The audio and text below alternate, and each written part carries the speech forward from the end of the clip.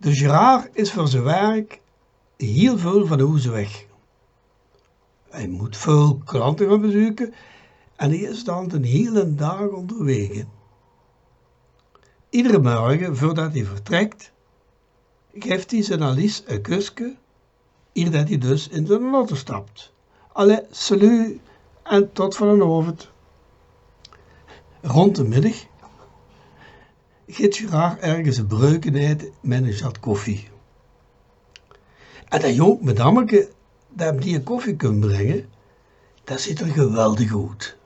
Met een figuurke, met alles erop en eraan. Amai zeg, denkt Gerard, amai zeg. Moest ons Alice zo'n figuurke hebben?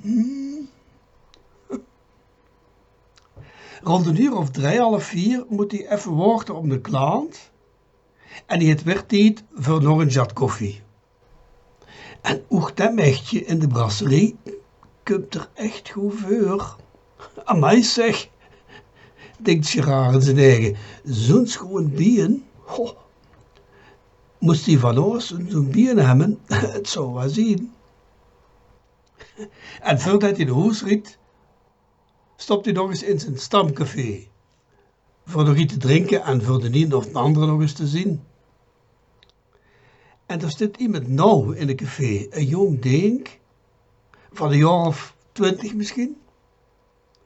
En als die terug naar de toer gaat, dan kijkt Gerard die nou en hij zit hardop, amai zeg, die heeft nou eens echt een poepekes, hè. Als die van ons, tegen 1:00 of 7, komt hij naartoe zo. En Alice vrucht, wel Gerard, hoe was het? Hoe was op een dag?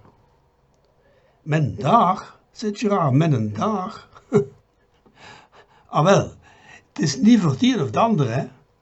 Maar ik heb de hele dagen nog gedacht.